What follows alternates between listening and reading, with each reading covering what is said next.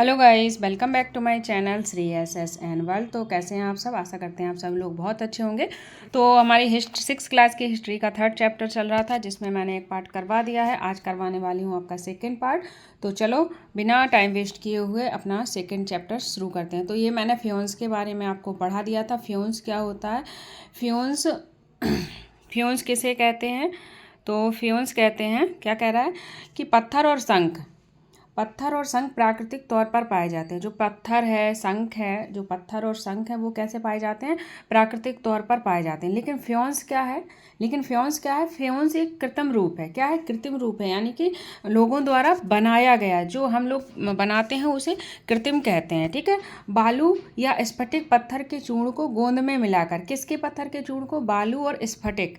किसका? बालू और स्फटिक के चूर्ण को किस में मिलाते हैं? गोंद में मिलाकर वस्तुएं बनाई जाती हैं। उसके बाद उन वस्तुओं पर क्या होती है? चिकनी परत चढ़ाई जाती है। और चिकनी परत के रंग होते हैं वो प्रायः कैसे होते हैं? नीले या हल्के समुद्री हरे होते हैं। कैसे? नीले या हल्के समुद्री हरे होते हैं। फ्योन्स से क्या क्या बनते हैं? मनके, चूड़ियाँ, बाले, छोटे बर्तन आदि बनाए जाते हैं। तो आई होप आपको ये चीज़ें क्लियर होंगी। आगे बढ़ेंगे। आगे कह रहा है कच्चे माल की खोज। मान लो जो कच्चा माल था उसकी खोज कैसे की गई। ठीक है। कच्चा माल उन पदार्थों को कहते हैं जो या तो प्राकृतिक रूप से मिलते हैं या फिर किसान या पशुपालक उनका उत्पादन करते हैं। कच्चा माल कैसे कहते हैं? या तो हमें किसी प्राकृतिक यानी कि नेचर से प्राप्त हुए हैं, और या तो हमें नर्चर से प्राप्त हुए हैं, या फिर हमें क्या है, किसी किसान या पशुपालकों ने हमें उत्पाद करके दिए हैं। जैसे कि कैसे?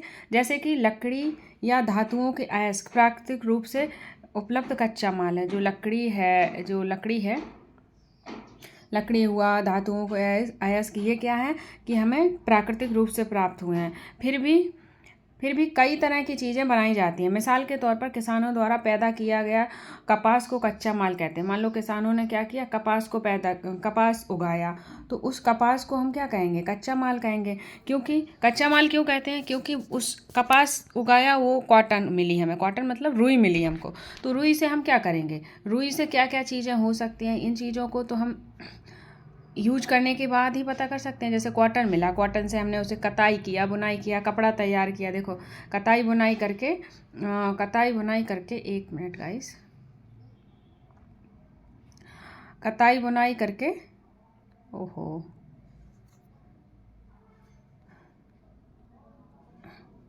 कताई बुनाई करके कपड़ा तैयार किया जाता है। ठीक है। हड़प्पा में लोगों को कई चीज़ें वहीं मिलती थीं, लेकिन तांबा, लोहा, सोना, चांदी और बहुमूल्य पत्थरों जैसे पदार्थों को वे दूर दूर से आयात करते थे। जो वो कह रहा है कि जैसे कच्चा माल क्या होता है? कच्चा माल 2 तरह का होता है। एक तो प्राकृतिक तौर पर हमें प्राप्त होता है, नर्चर के द्वारा मिलता है, और एक हमें क्या है, एक हम लोगों के द्वारा उगाया जाता है, किसान पशुपालकों के द्वारा। प्राकृतिक तौर पर हमें क्या क्या चीज़ें मिल जाती हैं? जैसे धातुएं हैं, यानी कि मेटल है, अयस्क है, ये प्राकृतिक मिलता है।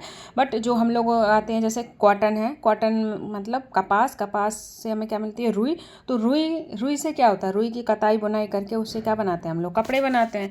तो ये हम लोगों के द्वारा उगाई गई चीज़ है। ठीक है। अब वो कह रहा है कि हड़प्पा में बहुत सी चीज़ें मिल जाती थी, पर कुछ चीज़ें ऐसी थी जो बाहर से आयात करनी पड़ती थी। तो बाहर से क्या क्या लाते थे?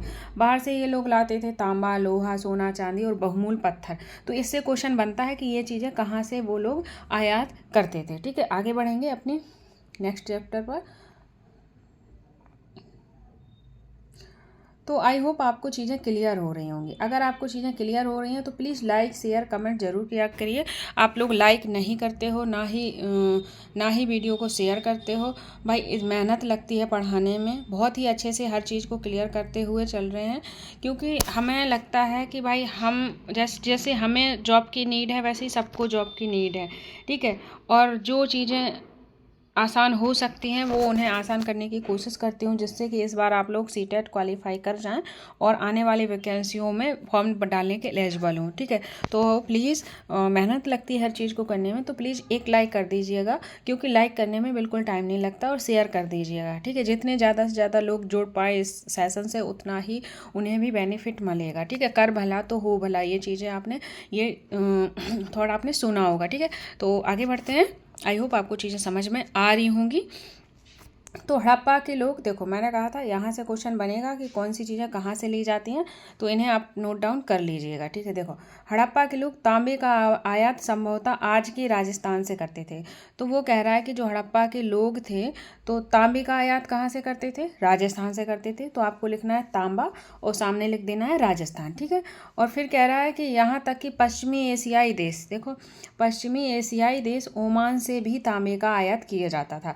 तो दो जगह से तांबे का आयात होता था, एक तो राजस्थान से और दूसरा पश्चिमी एशियाई देश ओमान से भी तांबे का आयात किया जाता था।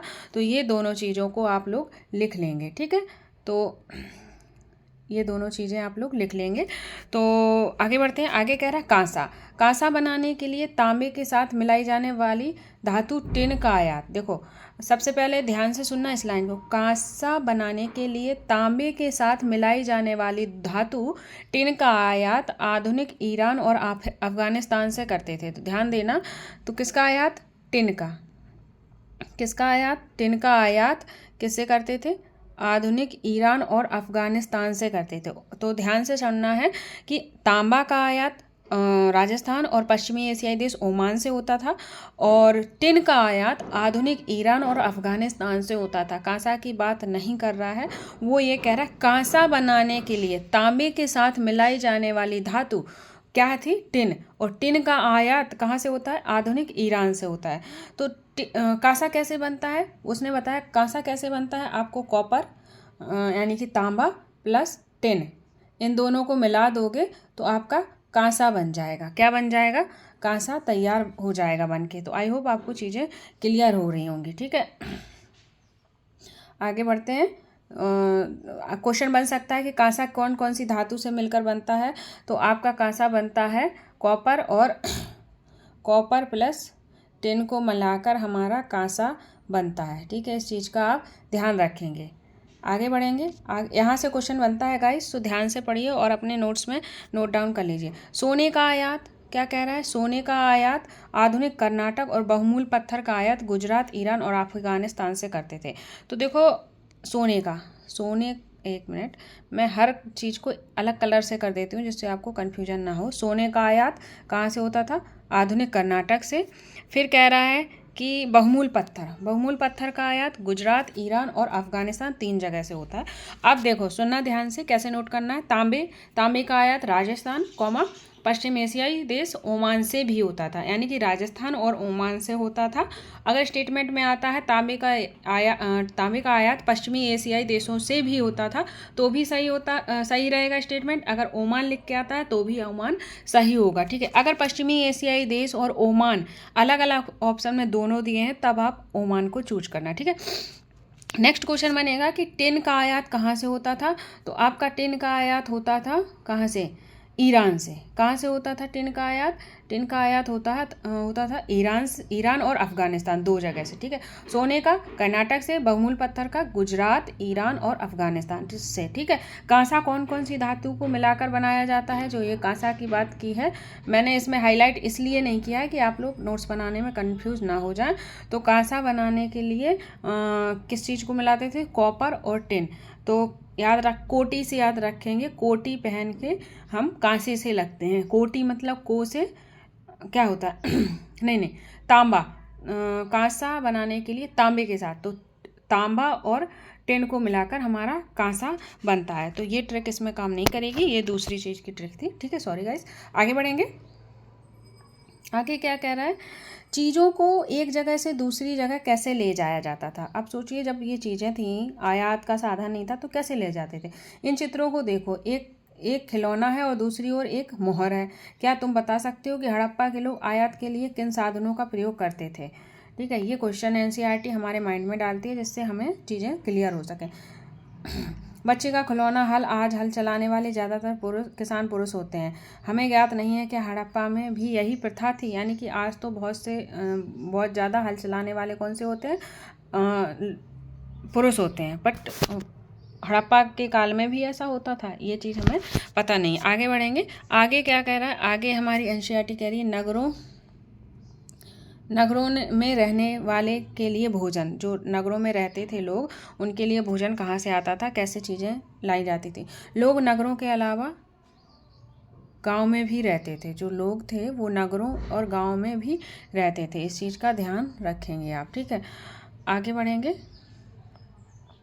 वे अनाज उगाते थे, जानवरों को पालते थे। किसान चरवाहे ही शहरों में रहने वाले शासकों, लेखकों और दस्तकारों को खाने के सामान देते थे। पौधे के अवशेषों से पता चलता है कि हड़प्पा के लोग क्या क्या करते थे। हड़प्पा के लोग गेहूँ, जौ, दालें, मटर, धान, तिल, सरसों उगाते थे। तो देखो, लोग नगर के अलावा कहाँ रहते थे, गांव में भी रहते थे। वे अनाज उगाते थे, जानवरों को पालते थे। किसान चरवाहे ही शहरों में रहने वाले शासकों, लेखकों, दस्तकारों को खाने को सामान देते थे। तो वो आज भी है, किसान ही हमारे फसल उगाते हैं, जो कि सिटी में रहने वाले लोग उन्हें खरीद कर खाते हैं। पौधों के अवशेषों से पता चलता है कि हड़प्पा के लोग देखो गेहूँ, जौ, दालें, मटर, धान, तिल, सरसों उगाते हैं। देखो गाइस, अगर आप क्लास अटेंड कर रहे होगे, जैसे किसी ने कोर्स ले रखा होगा, तो वहाँ पर ज़्यादातर गेहूँ, जौ के बारे में लिख देते हैं कि गेहूँ यहाँ से मिला, जौ यहाँ से मिला। इन चीज़ों के बारे में नहीं लिखता। जब मेरा पेपर था तो तब तिल के बारे में आ गया था स्टेटमेंट में कि एक मतलब ये सारे ऑप्शन दिए रहते हैं, उसमें से एक एक गलत ऑप्शन डाला रहता है। तो तिल के बारे में आ गया था मैंने तो हमारा वो सही हो गया था, क्योंकि वो मेरी एनसीईआरटी पढ़ी हुई थी। तो क्या क्या, गेहूँ, जौ, दालें, मटर, धान, तिल, सरसों उगाते हैं, ठीक है। आगे बढ़ेंगे। जमीन की जुताई के लिए हल का प्रयोग एक नई बात थी। हड़प्पा काल में हल तो नहीं बच पाए, क्योंकि वे प्रायः लकड़ी के से बनाए गए थे, लेकिन हल के आकार के खिलौने मिले। मान लो जो हल थे वो लकड़ी के बने थे, पर खिलौने मिले थे, क्योंकि खिलौने पकी हुई मिट्टी के बने थे, तो वो नहीं खराब होते हैं। बट लकड़ी हमारी क्या हो जाती है, खराब हो जाती है। तो खिलौने मिले थे, उससे इन्होंने अंदाज़ा लगाया कि जब खिलौने हैं तो बड़े बड़े हल भी होंगे, ठीक है। ये क्षेत्र में बारिश कम होती थी, ठीक है। हड़प्पा के क्षेत्र में बारिश कम होती थी, इसलिए सिंचाई के लिए लोगों ने कुछ तरीके अपनाए होंगे, जैसे समौता पानी का संचय किया होगा। ज़रूरत पड़ने पर उससे फसलों की सिंचाई की जाती है, यानी कि पानी इकट्ठा किया होगा और ज़रूरत पड़ती होगी तब उसी से सिंचाई करते होंगे। हड़प्पा के लोग क्या क्या पालते थे, तो हड़प्पा के लोग गाय, भैंस, भेड़, बकरियां पालते थे। तो हड़प्पा के लोग क्या क्या पालते थे, गाय, भैंस, भेड़, बकरियां पालते थे। बस्तियों के आसपास तालाब, चारागाह होते थे, लेकिन सूखे महीनों में मवेशियों के झुंडों को चारा पानी की तलाश में दूर दूर जाना पड़ता था। यानी कि पहले तो बस्तियों के पास में मतलब होते थे तालाब और चारागाह, बट जब सूखा पड़ जाता था तो उन्हें अपने पानी और चारा की तलाश में कहाँ जाना पड़ता था, दूर जाना पड़ता था। आई होप आपको चीज़ें क्लियर हो रही होंगी। आगे बढ़ेंगे। वे बेर जैसी फसल, कौन सी फसल, बेर जैसी फसलें, वे बेर जैसे फलों को इकट्ठा करते थे। बेर जैसे फलों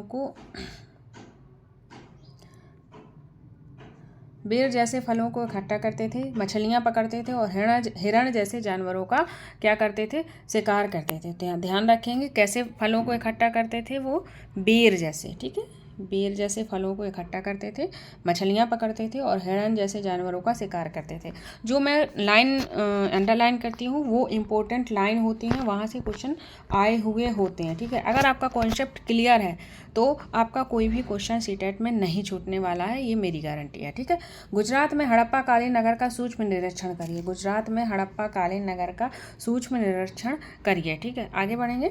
कच्छ के इलाके में खादिर बेट के किनारे धौलावीरा नगर बसा है। तो देखना ध्यान से, धौलावीरा कहाँ बसा है, कच्छ के इलाके में खादिर बेट के किनारे धौलावीरा नगर बसा है। देखो, अगर क्वेश्चन बनाएगा तो ये पूरा स्टेटमेंट डाल देगा और इसी में से कोई एक चीज़ हटा के दूसरी डाल देगा और आप लोग कंफ्यूज हो जाओगे, क्योंकि आप लोग क्या है कि ध्यान से नहीं पढ़ते। अगर आप एक बार एनसीईआरटी पढ़ रहे हो, ध्यान रिवीजन नहीं कर रहे हो, तो आपको माइंड से चीज़ें स्किप होंगी। आपको क्या, हमारे भी माइंड से चीज़ें स्किप होंगी, तभी तो मैं बार बार वो चीज़ें हाईलाइट करवाती हूँ। देखो, कच्छ के इलाके में खादिर बेट के किनारे धौलावीरा नगर बसा है। वहाँ साफ पानी मिलता है। कैसा पानी है, साफ पानी है। ज़मीन कैसी, उपजाऊ है। जहाँ हड़प्पा सभ्यता के कई नगर 2 भागों में विभक्त थे, तो वहीं धौलावीरा नगर 3 भागों में विभाजित था। देखो, हड़प्पा सभ्यता कितने भागों में विभक्त थी, 2 भागों में। बट एक्सेप्शन होता है, अपवाद होता है। अपवाद में क्या है, धौलावीरा तुम्हारा कितने भागों में बटा है, 3 भागों में बटा है। इंपॉर्टेंट पॉइंट है, हाईलाइट कर दिया है, आप लोग ध्यान से पढ़ना उसे, ठीक है। आगे बढ़ते हैं। आगे है इसके हर हिस्से के चारों ओर पत्थर की ऊंची ऊंची दीवारें बनाई गई हैं। क्या बनाई गई हैं? पत्थर की ऊंची ऊंची दीवारें बनाई गई हैं। इसके अंदर जाने के लिए बड़े बड़े प्रवेश द्वार थे। इस नगर में एक खुला मैदान भी था जहां सार्वजनिक कार्यक्रम आयोजित किए जाते थे। तो जो धौलावीरा है उसमें एक खुला मैदान था जहाँ पर क्या होते थे? सार्वजनिक कार्यक्रम आयोजित होते थे। ठीक है। यहाँ मिले कुछ अवशेषों में हड़प्पा लिपि के बड़े बड़े अक्षरों को पत्थरों में खुदा पाया गया। इन अभिलेखों को संभवतः लकड़ी में जड़ा गया था। जो यहाँ अभिलेख मिले हैं उन्हें किस में जड़ा जाता था? लकड़ी में जड़ा गया था। ठीक है, आगे बढ़ेंगे। यह एक अनोखा अवशेष है क्योंकि आमतौर पर हड़प्पा के लेख मोहर जैसी छोटी वस्तुओं पर पाए गए। देखो, आमतौर पर जो लेख थे, लिपि थी, वो मोहर में पाई गई थी, बट ये ऐसा अवशेष था जिसमें हमें एक बड़े बड़े अक्षरों में अभिलेख में वहाँ की लिपि प्राप्त हुई है। ठीक है। गुजरात की खंभात की खाड़ी में मिलने वाली साबरमती की एक उपनदी के किनारे बसा लोथल नगर ऐसे स्थान पर बसा है जहाँ कीमती पत्थर जैसा कच्चा माल आसानी से मिल जाता है। तो ध्यान से पढ़ना। गुजरात की खंभात की खाड़ी में मिलने वाली साबरमती की एक उपनदी के किनारे क्या बसा है? लोथल नगर बसा है। तो कहाँ बसा है? साबरमती की उपनदी के किनारे, ना कि साबरमती के किनारे। अगर क्वेश्चन आता है कि साबरमती के किनारे लोथल नगर बसा है तो ये रॉन्ग होगा। अगर क्वेश्चन आता है कि साबरमती की एक उपनदी के किनारे लोथल नगर बसा है तो ये राइट होगा। कहाँ? गुजरात की खंभात की खाड़ी में मिलने वाली साबरमती की एक उपनदी के स्थान पर। ठीक है, आगे बढ़ेंगे। आगे कह रहा है वहाँ क्या मिलता था? कीमती पत्थर जैसे कच्चा माल आसानी से मिलता था। तो अगर क्वेश्चन आता है कीमती पत्थर जैसा कच्चा माल कहाँ से मिलता था? तो लोथल से। अगर आता है कि लोथल से हमें कीमती पत्थर जैसे कच्चा माल मिलता था तो ये स्टेटमेंट भी राइट हो जाएगा। ठीक है, आगे बढ़ेंगे। यह पत्थरों, शंख और धातुओं से बनाई गई चीज़ों का एक महत्वपूर्ण केंद्र था। तो जो लोथल था वो किस लिए जाना जाता था? वह पत्थरों, शंखों और धातुओं से बनाई गई चीज़ों का क्या था? ये इम्पोर्टेंट केंद्र था। ठीक है। तो लोथल में क्या होता था? पत्थरों और शंखों और धातुओं से क्या चीज़ें बनाई जाती थी, उसका एक इम्पोर्टेंट केंद्र था। ठीक है, आगे बढ़ेंगे। इस नगर में एक भंडार गृह भी मिला है। तो इम्पोर्टेंट, अगेन ये पॉइंट इम्पोर्टेंट है। इस नगर से क्या मिला है? लोथल से हमें एक भंडार गृह भी मिला है। भंडार गृह से कई मुद्राएं, देखो, भंडार गृह से कई मुद्राएं, मोहरें और मुद्रांकन या मोहरबंदी। तो देखो ध्यान से सुना। इस भंडार गृह से कई मोहरें और मुद्रांकन या मोहरबंदी मिले हैं। तो ठीक है। तो जो मोहर थी वो कैसे लगाई जाती थी? वो लगाई जाती थी गीली मिट्टी पर दबाने से उनकी छाप लग जाती थी, उसी से मोहर बनती थी। ठीक है, आगे कहते कैसे लगाते थे मोहर? उन्होंने क्या किया? गीली मिट्टी लगा दी वहाँ पे किसी सामान में, और जो एक वो होता था ठप्पा सा, उसे लगा देते थे, तो उस मिट्टी में वो मोहर छप जाती थी। आगे बढ़ेंगे। क्या कह रहा है ये? लोथल का बंदरगाह, यह बड़ा तालाब लोथल का बंदरगाह रहा होगा जहाँ समुद्र के रास्ते आने वाली नावें रुकती होंगी। संभवतः यहाँ पर माल चढ़ाया उतारा जाता होगा। लोथल क्या था? एक बंदरगाह था हमारा। ठीक है, आगे बढ़ेंगे। ये देखो, ये तालाब है लोथल का, यहीं पे एक बंदरगाह रहा होगा जिससे यहाँ पे चीज़ों को उतारा और चढ़ाया जाता होगा। आगे बढ़ते हैं। ठीक है, यहाँ पर इमारत मिली है। कहाँ पर मिली है इमारत? क्या पढ़ रहे थे आप? लोथल में क्या मिली? इमारत, जहाँ पर संभवतः मन के बनाने का काम होता था। जो इमारत मिली है वहाँ पे क्या होता था? मन के बनाने का काम होता था। इस चीज़ को ध्यान रखेंगे। ठीक है। तो लोथल से हमें क्या मिली है? यही पढ़ रहे थे हम। एक मिनट।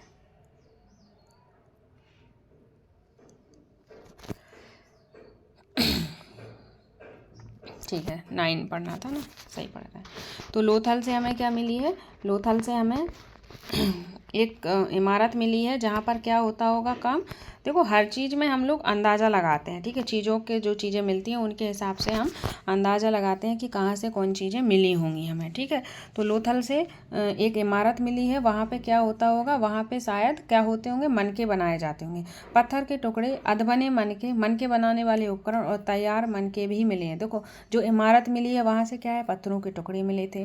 फिर अधबने यानी कि आधे अधूरे मन के बने हुए मिले थे, कुछ पूरे मन के बने हुए थे, मन के बनाने वाले उपकरण, और ये चीज़ें चीज़ें मिली थी। जब ऐसे स्थान पे ऐसी चीज़ें मिलती हैं तो हम उसे यही समझते हैं कि यहाँ पर ये चीज़ें की जाती होंगी। मान लो कोई पंचर सुधारने वाली दुकान है और कल के दिन कुछ उस दुकान में हो जाता है तो हम वहाँ जाएंगे, हमें पता नहीं है किस चीज़ की दुकान है, बट वहाँ पे हमें पंचर सुधारने वाली चीज़ें मिलेंगी तो हम यही कहेंगे कि यहाँ पर साइकिलों का पंचर सुधारा जाता होगा। इसी तरह इसमें भी अंदाज़ा लगाते हैं कि यहाँ पे ये चीज़ें होती थी।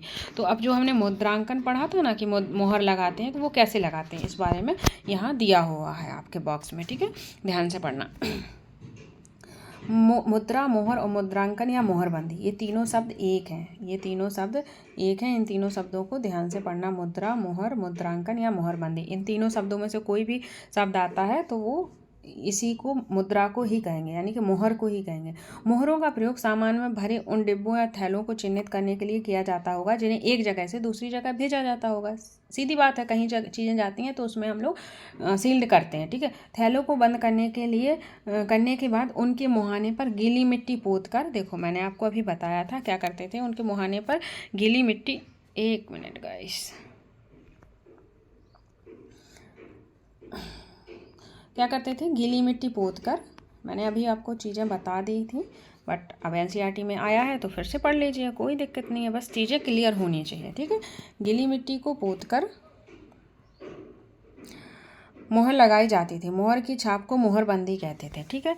तो गीली मिट्टी पोत कर उसमें मोहर लगाते थे और मोहर की छाप को क्या कहते थे, मोहरबंदी कहते थे। तो आई होप आपको चीज़ें क्लियर हो रही होंगी, ठीक है। अगर क्या है, अगर छाप टूटी हुई नहीं होती थी तो यह साबित हो जाता था कि सामान के साथ छेड़छाड़ नहीं हुई है। अगर छाप टूट गई तो सामान के साथ क्या हुई है, छेड़छाड़ हुई है। आज भी मोहर का प्रयोग होता है और पता लगाओ कि मोहर का उपयोग किस लिए किया जाता है। तो आज भी मोहरों का यूज किया जाता है, आपको पता है, ठीक है। आगे बढ़ेंगे। सभ्यता के अंत का रहस्य, यानी कि जो हड़प्पा सभ्यता थी इसका डिक्लाइन कैसे हुआ, इसका अंत कैसे हुआ, कैसे ये समाप्त हुई, ठीक है, इस चीज़ के बारे में हम पढ़ने वाले हैं। तो गाइस ये 3rd चैप्टर जो है आपका बहुत ही इंपॉर्टेंट हो जाता है। 6th क्लास की एनसीईआरटी से बहुत ही क्वेश्चन बनते हैं, तो इसको आप हल्के में ना लें और अच्छे से पढ़ें, ठीक है। जहाँ समझ में नहीं आता वहाँ आप कमेंट करिएगा और please guys like share subscribe जरूर करिएगा, जिससे ज़्यादा शेयर ज़रूर करना अपने फ्रेंड्स को, जिससे ज़्यादा से ज़्यादा लोग जुड़ सकें और इस सीरीज़ का लाभ ले सकें। और लाइक ज़रूर कर देना क्योंकि वीडियो बनाने में बहुत ही मेहनत लगती है, एनर्जी लगती है और टाइम भी वेस्ट, यानी कि टाइम भी हमारा जाता है क्योंकि हमें भी अपनी पढ़ाई करनी होती है। बट आप लोगों के लिए कोई बात नहीं, मैं कर दूंगी, बट आप एक लाइक, बस एक लाइक और एक प्यारा सा कमेंट कर दीजिएगा जिससे मुझे मोटिवेशन मिलता है, ठीक है। आगे बढ़ेंगे। आगे कह रहा है कि लगभग 3900 साल पहले, कितने साल पहले, तो 3900 साल पहले की बात हो रही है। क्या हुआ, एक बड़ा बदलाव देखने को मिला। अचानक लोगों ने इन नगरों को छोड़ दिया, लेखन, मोहर, बांटों का प्रयोग बंद हो गया, दूर दूर से कच्चे माल का आयात काफ़ी कम हो गया, मोहनजोदाड़ो में सड़कों पर कचरे के ढेर बनने लगे, जल निकासी प्रणाली नष्ट हो गई और सड़कों पर भी झुग्गीनुमा घर बनाए जाने लगे। देखो एक चेंज क्या आया कि लोगों ने क्या किया, अचानक से नगरों को छोड़ा, शहरों को छोड़ा, लेखन, मोहर, बांटे भी बंद हो गए, कच्चे माल का आयात भी कम हो गया और जो सड़कें थी मोहनजोदाड़ो की वहाँ पे कचरे का ढेर लग गया, जल निकासी नष्ट हो गई और क्या हुआ, जो घर थे वो झुग्गीनुमा, एक झोपड़ी के नुमा बनने लगे। तो ऐसा कैसे हुआ, इस चीज़ का के बारे में पढ़ेंगे। यह सब क्यों हुआ कुछ पता नहीं। कुछ विद्वानों का कहना है कि नदियाँ सूख गई थी, अन्य का कहना है, देखो सब लोग अपना वो लगाते हैं, एक अंदाज़ा लगाते हैं, एक आइडिया लगाते हैं क्या हुआ होगा। तो कोई विद्वान था, उन्होंने क्या कहा, उन्होंने कहा कि नदी सूख गई होंगी तो ऐसा हुआ है। अन्य लोगों ने कहा जंगलों का विनाश हो गया होगा तो ऐसा हुआ। इसके कारण ये हो सकते हैं कि ईंट पकने के लिए ईंधन की ज़रूरत पड़ती थी, तो ठीक है, जंगलों का विनाश हो गया। जंगलों के विनाश का कारण क्या दे रहे हैं वो लोग कि इसके कारण ये हो सकता है कि ईंट पकाने के लिए ईंधन की ज़रूरत पड़ती थी। इसके अलावा मवेशियों के बड़े बड़े झुग्गों से चारागाह और घास वाले मैदान समाप्त हो गए, कुछ इलाकों में बाढ़ आ गई और क्या दिया उन्होंने, एक एक्सेप्शन, एक आइडिया क्या दिया कि कुछ इलाकों में बाढ़ आ गई होगी, इससे भी सभ्यता नष्ट हो सकती है। ठीक है, आगे क्या है, लेकिन इन कारणों से यह स्पष्ट नहीं हो पाता है कि सभी नगरों का अंत कैसे हो गया, क्योंकि बाढ़ और नदियां सूखने का असर कुछ ही इलाकों पर हुआ होगा। ऐसा लगता है कि शासकों का नियंत्रण समाप्त हो गया होगा। जो भी हुआ, परिवर्तन का असर बिल्कुल साफ दिखाई देता है। ठीक है, जो ये रीज़न दिए थे कि नदियाँ सूख गई होंगी, जंगल नष्ट हो गए होंगे, कुछ इलाकों में बाढ़ आ गई होगी, ठीक है, तो ये चीज़ें क्लियर नहीं होती हैं, यानी कि साफ नहीं हो पा रही हैं कि सभी नगरों में ऐसा हुआ होगा। ठीक है, और ऐसा भी लगता है कि कहीं कहीं क्या कह रहा है कि शासकों का नियंत्रण भी समाप्त हो गया होगा, इस कारण से भी वो चीज़ें उनका पतन हो गया होगा, नगरों का पतन हो गया होगा। तो इनसे क्या होता है, जो भी हुआ है परिवर्तन साफ दिखाई, यानी कि इनमें से जो भी चीज़ें हुई हैं इनमें, पर ये क्या है, परिवर्तन साफ है, यानी कि पहले लोग बढ़िया अच्छे से रहते थे, नगर में रहते थे, बट बाद में वहाँ झुग्गी झोपड़ियाँ पाई जाने लगी। अब क्या कह रहे हैं, आधुनिक पाकिस्तान के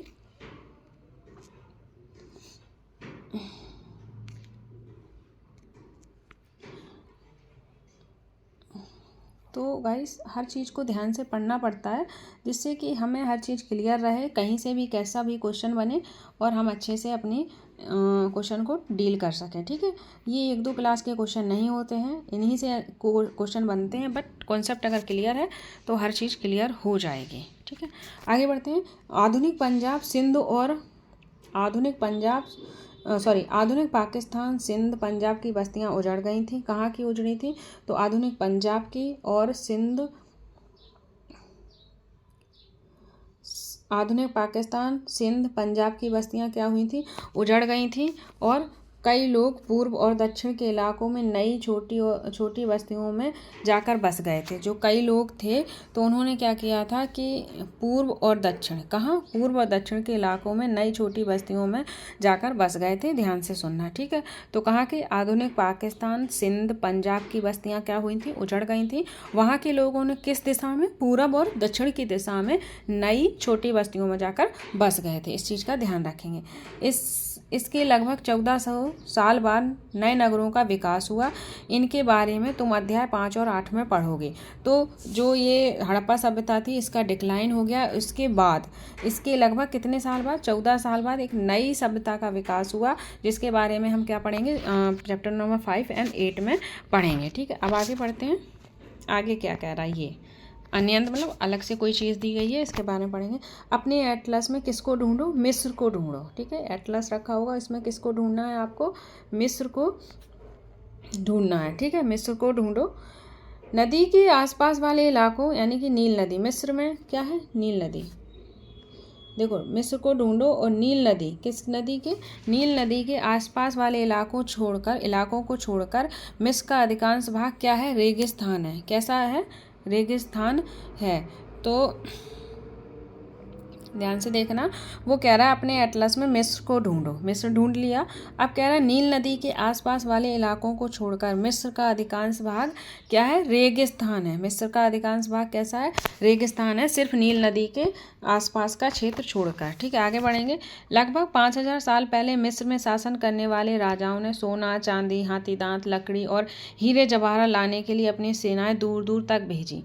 इन्होंने बड़े बड़े मकबरे बनाए, जिन्हें पिरामिड कहते थे। पिरामिड किसे कहा जाता है, जो बड़े बड़े मकबरे बनाए उन्हें पिरामिड कहा जाता था। कितने साल पहले, 5000 साल पहले मिस्र में शासन करते थे राजा, और वो क्या करते थे, सोने, चांदी, हाथी दांत, लकड़ी, हीरे जवाहरात के लिए सेनाओं को दूर दूर भेजते थे। इन्होंने बड़े बड़े मकबरे बनाए थे, जिन्हें पिरामिड कहते हैं। ये हैं पिरामिड आपके। ठीक है, देख पा रहे होंगे आपको। आगे बढ़ेंगे।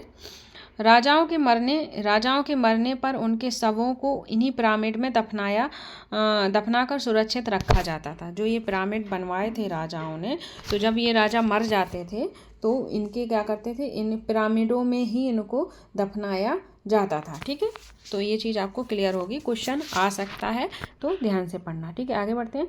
इन शवों को मम्मी कहा जाता था। जो ये पिरामिड में शव दफनाए जाते थे, उन शवों को हम लोग क्या कहते थे, वो लोग मिस्र के लोग क्या कहते थे, मम्मी कहते थे। ठीक है, उन्हें मम्मी कहा जाता था। उनके शवों के साथ और भी अनेक चीज़ें दफनाई जाती थीं। इनमें खाद्यान्न, पेय पदार्थ, वस्त्र, गहने, वाद्य यंत्र, हथियार और जानवर भी शामिल थे। तो जो सब यानी कि जो डेड बॉडी दफनाते थे तो उनके साथ और भी चीज़ें दफनाई जाती थी। क्या क्या थी वो? खाने की चीज़ें, पेय पीने की चीज़ें, वस्त्र, गहने, बर्तन, वाद्य यंत्र, हथियार और जानवर भी शामिल थे। ठीक है। कभी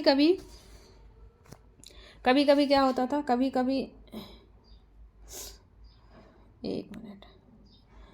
कभी शव के साथ उनके सेवक और सेविकाएं को भी दफनाया जाता था। जो शव था उसके साथ उनके सेवक और सेविकाएं भी दफना दिए जाते थे। ठीक है। दुनिया के इतिहास में शवों को दफनाने की परंपरा को देखते हुए मिस्र सबसे ज़्यादा धन दौलत खर्च किया जाता था। यानी कि जो दुनिया में जो परंपराएं थी शवों को दफनाने की, उनके देखने के बावजूद मिस्र में सबसे ज़्यादा धन दौलत खर्च किया जाता था। किसमें?